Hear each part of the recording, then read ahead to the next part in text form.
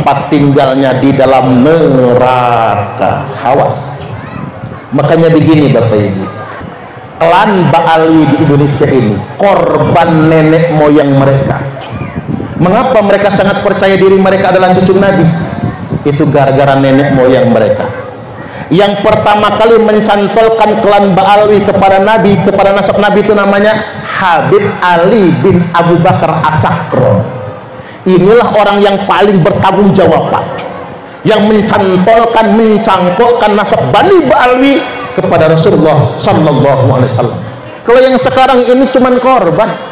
Makanya kelakuan mereka nggak benar, karena Allah ingin tunjukkan kalau mereka itu memang bukan anak keturunan Nabi. Ini yang harus kita garis bawahi, dan ini yang harus kita sadari.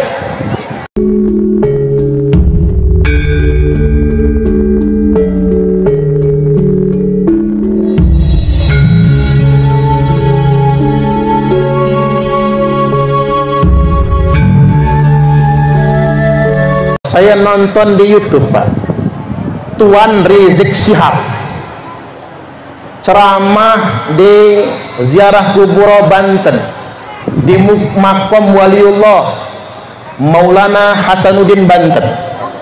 Di sana orasi teriak-teriak, ditambah lagi mengatakan Maulana Hasanuddin itu keturunan Ba'alwi. Saya langsung ngebatin, dia melakukan itu di makam keramat, pasti kualat. Mudah-mudahan sampai kepada beliau. Beliau mengatakan itu di makam keramat. Saya langsung ngebatin, ini kualat ini, Pak, ini kualat. Ternyata benar, Bapak Ibu. Masa di makam Waliullah dia teriak-teriak, Pak, dia orasi. Bahkan mohon maaf, ini ada Pak Polisi juga, sampai Pak Kapolres diajaknya suruh nangkap kita yang meluruskan ini semua, sampai segitunya. Saya sampaikan kepada teman-teman, sudah, kata saya, nggak usah ribut, ini negara hukum, kita nggak boleh tempur yang nggak benar itu. Pokoknya yakin saja, karena dia sudah orasi di sana, pasti kualat. Benar Bapak Ibu, langsung Allah tunjukkan kualatnya. Apa diantaranya? Dia ngomong Sunan Gresik punya anak Sunan Ampel. Ikan stres, Pak. Dapat ilmu dari mana dia? Sunan Gresik punya anak Sunan Ampel. Ditambah lagi begini, Sunan Gunung Jati Syarif Hidayatullah nikah sama Nyimas atau Nyai Rara Santang. Nyai Rara Santang itu bukan bininya Sunan Gunung Jati, itu ibunya. Masa anak kawin sama emaknya? Ini kan su'ul adab ini, Pak. Ini sudah su'ul adab ini. Allah langsung tampakkan kualatnya. Nggak usah nunggu lama, gara-gara dia orasi di Kesultanan Banten, di makom Maulana Hasanuddin, langsung Allah tunjukkan kualatnya. Sudah sedemikian rupa. Coba kita, dan dia mengklaim Sunan Gunung Jati, Maulana Hasanuddin, Sunan Gunung Jati itu keturunan Ba'alwi dari Yaman. Coba jenengan, walaupun kita ini sekolah nggak tinggi-tinggi amat, Pak, ya, kita belum pernah ngedengar kalau Wali Songo itu dari Yaman. Gitu begini, nggak ada sejarahnya Wali Songo dari Yaman, nggak ada sejarahnya Wali Songo dari Ba'alwi. Kok dikatakan Maulana Hasanuddin putranya Sunan Gunung Jati itu dari Yaman? Begini Bapak Ibu, Nyai Rara Santang ketika masuk Islam diperintahkan oleh gurunya untuk berangkat haji ke Mekah Al-Mukarramah bersama kakaknya Pangeran Cakrabuana. Pangeran Cakrabuana dan Nyimas Rara Santang itu putra Prabu Siliwangi. Karena sudah masuk Islam diperintah untuk ke Mekah naik haji. Mungkin di Mekah kan orang dulu bukan cuma naik haji, langsung mesantren di sana, langsung belajar di Mekah. Belajar di Mekah, lalu menikah dengan Syarif Abdullah Al-Hashimi. Ini suaminya Nyimas Rara Santang. Nah, Syarif Abdullah Al-Hashimi kemudian diangkat menjadi Sultan Mesir. Dia memimpin Mesir dan Palestina, lalu diberi gelar Sultan Maulana Mahmud Al-Hashimi. Nyai Rara Santang kemudian dikasih gelar Syarifah Mudaim. Jadi dari Nyai Rara Santang berubah namanya Syarifah Mudaim. lalu menetap di Mesir, lalu punya anak, nama anaknya Syarif Hidayatullah. Jadi bapaknya Sunan Gunung Jati itu Syarif Abdullah Al-Hashimi, Sultan Mesir. Siapa itu? Itu putune Kanjeng Nabi. Jadi yang benar-benar anak putu Kanjeng Nabi itu Wali Songo, Bapak Ibu, bukan Ba'alwi. Maka kemudian Syarif Abdullah atau Sultan Maulana Mahmud Al-Hashimi memerintahkan Syarif Hidayatullah pulang ke Indonesia. Kalau bahasa kita begini, nah, pulang ke kampung emakmu sana, ke Indonesia. Kamu mendakwahkan Islam di sana. Maka beliau mampir ke Gujarat, mampir ke Aceh, berguru dengan bapaknya Sunan Gresik, lalu kemudian sampai akhirnya ke tanah Cirebon. Syarif Hidayatullah mendirikan kerajaan Cirebon. Kemudian Bapak Ibu, singkat cerita, beliau punya anak laki-laki tertua beliau namanya Maulana Hasanuddin, yang terkenal dengan istilah Pangeran Sabo King istilahnya itu ya Pak. Kemudian setelah menjadi sultan, Sunan Gunung Jati menyerang kerajaan Sunda, merebut Banten, maka didirikanlah kerajaan Banten dengan raja pertama Maulana Hasanuddin, Sultan Maulana Hasanuddin. Dan Syarif Hidayatullah alias Sunan Gunung Jati melihat ada cahaya yang menjulang sampai ke langit. Cahaya itu menjulang sampai ke langit, maka cahaya itu dikejar. Sampailah beliau di tanah Lampung, sampai di tanah Lampung, lalu ke kerajaan Pugung yang ada di Pugung Raharjo, Lampung Timur, Keratuan Pugung, dan menikahi putra dari Keratuan, putri dari Keratuan Pugung. Anak tertua perempuan Keratuan Pugung nggak mau menikah dengan Sunan Gunung Jati karena anak perempuan tertua harus nikah sesama orang Keratuan Pugung. Akhirnya menikahi adiknya. Nama adiknya siapa? Putri Sinarkaca. Dengan pernikahan terhadap Putri Sinarkaca, hamil dan melahirkan anak namanya Minah Gejalabidin. Jadi putra pertama Sunan Gunung Jati dengan Keratuan Lampung, Pak, itu Minah Gejalabidin. Begitu beliau pulang ke Cirebon, cahaya tadi nggak hilang. Balik lagi setahun kemudian ke Lampung, Pak. Kata Sunan Gunung Jati kepada Keratuan Pugung, cahayanya belum hilang. Saya tidak boleh menikahi adiknya Putri Sinarkaca. Saya harus menikahi anak perempuan tertua. Maka Putri Sinarkaca diceraikan, lalu menikah dengan Putri Sinar Alam. Tinggal pulang ke Cirebon, pernikahan dengan Putri Sinar Alam, melahirkan Minah Gejalaratu. Jadi Minah Gejalabidin dan Minah Gejalaratu itu kakak adik, cuman beda ibu, cuman ibunya juga kakak adik. Karena nggak boleh menikahi dua saudari dalam satu pernikahan, satu harus diceraikan. Maka setelah dewasa, dua-duanya berangkat ke Cirebon, diperintahkan Keratuan Pugung, cari bapakmu di Cirebon sana, Syarif Hidayatullah. Singkat cerita, Minah Gejalabidin kemudian mendirikan Keratuan Melinting. Minah Gejalaratu diubah namanya menjadi Raden Muhammad Aji Saka.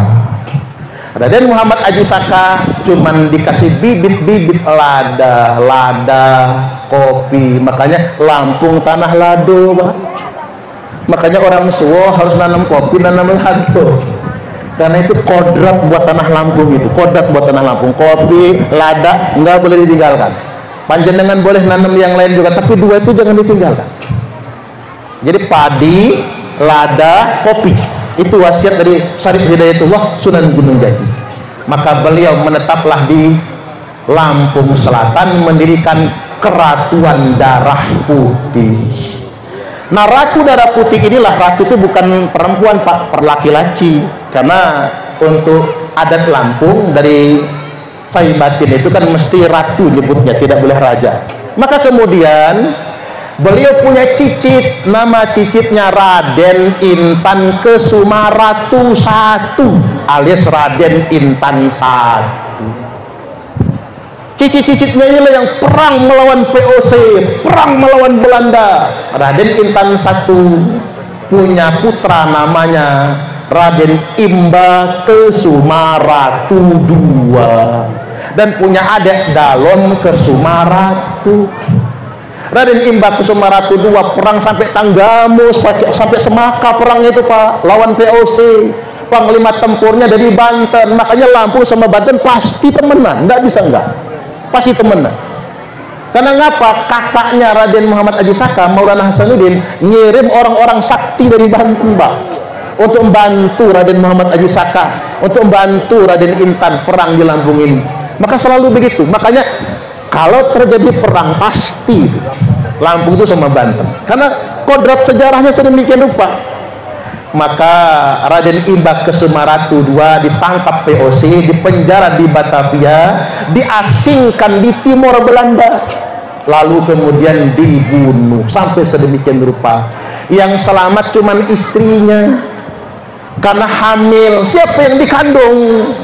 Yang dikandung oleh istri Raden Imba Kesumaratu II adalah Raden Intan II atau Raden Intan Kesumaratu II. Inilah pahlawan nasional asal Lampung yang perang melawan VOC. Ketika Belanda membawa orang-orang Yaman, termasuk Mufti Yaman Habib Usman bin Yahya, nyuruh kita ditunduk sama Belanda. Apa kata Raden Intan II? Iris dulu tangan, kau darahmu putih, kamu pantas ngaku cucu Nabi. Tapi kalau masih merah, nggak perlu membangga-banggakan kamu cucu Nabi. Kalau untuk tunduk kepada Belanda sang penjajah, segitunya Bapak Ibu. Sampai kemudian beliau gugur di medan tempur di usia kalau nggak salah 22 tahun. Masih muda beliau Pak Raden Intan II. Makanya nggak punya anak. Karena beliau gugur, maka silsilah keratuan darah putih dimasukkan ke pamannya Dalon Kesumaratu, yang punya putra namanya Raden Muhammad Jamil, yang sampai sekarang masih ada Pak di Kuripan sana itu. Maka dari itu Bapak Ibu ingin saya sampaikan pada kesempatan kali ini, kuat indikasinya, sangat kuat indikasinya, keturunan Raden Intan I atau keturunan Datu Darah Putih di Lampung atau keturunan Raden Muhammad Jamil yang ada di Keratuan Darah Putih, terindikasi kuat adalah dzurriyyat Rasulullah sallallahu alaihi wasallam. Nah, hari ini kita nyembah-nyembah sama cucu palsu, yang asli malah kita abaikan. Halo, halo, halo. Mengapa ini penting untuk saya sampaikan? Hari ini di Indonesia Raya tercinta, ada orang yang ngaku-ngaku anak cucu Nabi. Kalau ngaku berarti bukan ya Pak. Ngaku-ngaku ahlul bait Nabi, ngaku-ngaku putune Kanjeng Nabi. Hari ini ada orang-orang yang ngaku-ngaku anak cucu Nabi, tapi kerjanya hubbud dunya, hubbul mali wa jam'ud dunya. Mereka mencintai harta, tomak dengan harta, gila dunia. Kerjaannya flexing. Tahu flexing Pak? Flexing itu pamer kekayaan. Pamer mobil Ferrari, pamer rumah mewah. Habis itu demo, dia ngajak orang demo, dia dapat duit, dia tambah kaya, yang demo kelenger Pak. Flexing. Ini saja sudah tidak mencerminkan cucu Nabi. Kok cucu Nabi pamer kekayaan? Cucu Nabi itu sayang dengan umat, nggak tega lihat umat kelaparan, bukannya pamer kekayaan. Bahkan Imam Ali berkata, jangan pamer kekayaan di tengah-tengah orang miskin, itu menyakitkan. Jangan pamer kebahagiaan di tengah-tengah orang susah. Jangan pamer kesehatan di dekat orang sakit. Jangan pamer perut kenyang di dekat orang yang lapar. Jangan pamer kemesraan di dekat orang yang jomblo. Iya Pak ya? Cocok atau cocok? Makanya Kang Kamal cepatlah. Jadi balik lagi Bapak Ibu hadirin wal hadirat rahimakumullah, flexing, pamer kekayaan, borok-borok mau ngasih umat, malah kerajaannya ndawir. Apa itu ndawir? Keliling-keliling Pak, keliling ke kiai-kiai, datang ke Kiai Toha, minta sangu. Bahkan ada kejadian, tapi saya nggak sebut daerahnya nih, Rois Suriah tingkat provinsi. Rois Suriah itu pimpinan tertinggi NU tingkat provinsi. Rois Suriah PW didatangi oknum Habib ndawir minta sangu. Begitu dikasih amplop, amplopnya diginiin, berapa ini? Kalau kata orang Lampung, mapas Pak. Kiai yang tangannya walik kita cium, kita jalan saja nggak berani di depannya Bapak Ibu, jalan saja nggak berani pakai kaki kecuali pakai lutut kita. Sama si oknum, berapa ini? Ini sama sekali tidak mencerminkan. Maka dari itu hari ini ingin saya sampaikan Bapak Ibu tentang risalah ini. Rasulullah Sallallahu Alaihi Wasallam telah bersabda, "Tsumma fitnatu sarra." Hati-hati, nanti kemudian muncul fitnah sarra. Apa itu fitnah sarra? Ujian di zaman kemerdekaan, saat umat ini sedang membangun, saat umat ini hidup di alam kemerdekaan, akan muncul fitnah, akan muncul ujian. Dakhaluha min tahti qodama rajulin min ahli baiti. Fitnah ini akan keluar dari bawah dua telapak kaki laki-laki yang ngaku-ngaku ahlul baitku. Yaz'umu annahu minni, dia ngaku-ngaku ahlul baitku, ngaku-ngaku anak cucungku. Apa kata dia? Dalam darah aneh nih mengalir darah Rasulullah. Dengan bangganya ngaku-ngaku cucu Nabi.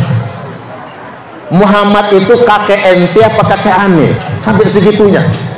Yaz'umu annahu minni walaysa minni, dia ngaku-ngaku anak cucungku padahal dia bukan anak cucungku. Wa innama awliyaiyal muttaqun, sesungguhnya semata-mata anak cucungku, wali-waliku hanyalah orang-orang yang bertakwa. Halo, dihaluin biar nggak ngantuk Pak. Nggak apa-apa, agak serius ngajinya ya, didengerin ya. Begini, ternyata sudah disinyalir oleh Nabi.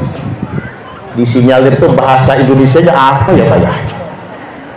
Ternyata sudah diprediksi oleh Nabi, sudah dikira-kira nanti di akhir zaman akan ada yang ngaku-ngaku anak cucu Nabi, padahal palsu, padahal bukan, karena dia nggak pantas ngaku-ngaku anak cucu Nabi.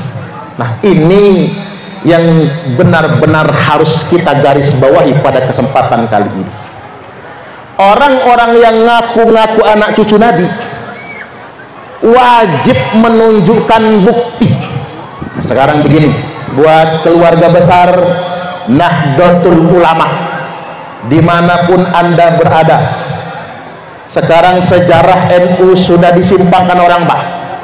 Sampai kemarin Ketua Umum PBNU Kiai Haji Yahya Holil Stakuf mengeluarkan instruksi terkait dengan sejarah NU yang sudah disimpangkan.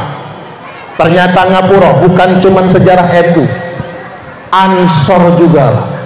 Ada oknum yang mengatakan Ansor itu didirikan oleh Habib dan Habibah. Padahal Bapak Ibu, mungkin kan waktu Ansor pertama kali didirikan, wakil ketuanya bernama Abdullah Ubaid. gara-gara wakil ketua Ansor pertama namanya Abdullah Ubaid, akhirnya dituduh Ansor didirikan oleh Habib Habibah. Ini sejarah sudah disimpangkan. Maka dari itu Bapak Ibu, beranjak dari berbagai macam penyimpangan sejarah Nahdlatul Ulama, sejarah Ansor, bahkan sejarah bangsa Indonesia. Jenderal Sudirman dihabibkan, Imam Bonjol dihabibkan, dan lain sebagainya. Maka kita sampai kepada satu kesimpulan, orang-orang yang ngaku anak cucu Nabi ini bukan anak cucu Nabi. Mereka cuma ngaku-ngaku. Mulai hari ini siapapun yang ngaku-ngaku anak cucu Nabi wajib kita pertanyakan, wajib kita teliti. Alasannya apa? Al-Hafiz Ibnu Hajar Al-Haytami, seorang ulama besar dari kalangan mazhab Syafi'i, berkata, yang bagi likulli ahadin ayyakuna lahu ghiratun fi hadan nasabi syarif wa dhabatahu hatta la yantasiba ilaihi sallallahu alaihi wasallam ahadun illa bihaqqin. Niscaya sudah seharusnya bagi setiap orang, panjenengan termasuk saya, cemburu, ada sensitivitas terhadap keturunan nasab mulia Rasulullah sallallahu alaihi wasallam. Wa dhabatahu, dan ingat, apabila ada yang ngaku-ngaku wajib diteliti oleh ulama, hatta la yantasiba ilaihi sallallahu alaihi wasallam ahadun illa bihaqqin, sampai tidak ada lagi yang berani ngaku-ngaku cucu Nabi kecuali dengan alasan yang benar. Hari ini siapapun yang ngaku cucu Nabi wajib pakai dalil, wajib pakai hujah. Dan Bapak Ibu, Kiai Haji Imad bin Usman Al-Bantani telah menghadirkan dalil dan hujah bahwasanya Bani Ba'alwi yang ngaku-ngaku cucu Nabi di Indonesia hari ini berdasarkan hujah dan dalil bukan anak cucu Nabi. Ini berdasarkan kitab nasab, berdasarkan sejarah, dan berdasarkan tes DNA. Maka bagi warga Nahdiyin nggak bisa lagi taklid, Pak. Aku mah taklid aja lah. Ingat, at-taqlidu ba'da zuhril hujjati wad dalili haramun. Taklid setelah nyata dalilnya, nyata hujahnya, taklid menjadi haram. Ketika hujah dan dalil yang menyatakan putusnya nasab Ba'alwi sudah datang, kita tidak boleh taklid lagi. Halo, halo, pokoknya nyambung kemiran aja, Bu. Pokoknya ini buat yang santri-santri, masuk kuping kanan bablas, kuping kiri tidak apa-apa. Tapi nanti pas mau tidur dengerin lagi versi YouTube-nya biar lebih jelas lagi. Baik, saya lanjutkan. Emang nggak boleh ngaku-ngaku cucu Nabi? Nggak boleh, haram hukumnya. Orang yang ngaku-ngaku cucu Nabi kena dua dosa berdasarkan sabda Nabi. Satu, dia telah berdusta atas nama Nabi. Man kadzaba alayya muta'ammidan faqad kafar. Barang siapa yang telah berdusta yang disandarkan kepada saya, kata Nabi, kafir dia. Ngaku-ngaku cucu Nabi padahal bukan, itu bisa kafir itu, Pak. Hati-hati. Yang kedua, manidda'a qauman laisa lahu fihim nasabun falyatabawwa maq'adahu minan nar. Barang siapa yang ngaku-ngaku saya keturunan dari kaum itu, laisa lahu fihim nasabun, padahal dia bukan dari kelompok itu, bukan dari kaum itu, maka falyatabawwa maq'adahu minan nar, maka silahkan dia ngapling sendiri tempat tinggalnya di dalam neraka. Awas. Makanya begini Bapak Ibu, klan Ba'alwi di Indonesia ini korban nenek moyang mereka. Mengapa mereka sangat percaya diri mereka adalah cucu Nabi? Itu gara-gara nenek moyang mereka. Yang pertama kali mencantolkan klan Ba'alwi kepada Nabi, kepada nasab Nabi, itu namanya Habib Ali bin Abu Bakar As-Sakro. Inilah orang yang paling bertanggung jawab, Pak, yang mencantolkan, mencangkokkan nasab Bani Ba'alwi kepada Rasulullah Sallallahu Alaihi Wasallam. Kalau yang sekarang ini cuman korban, makanya kelakuan mereka nggak benar, karena Allah ingin tunjukkan kalau mereka itu memang bukan anak keturunan Nabi.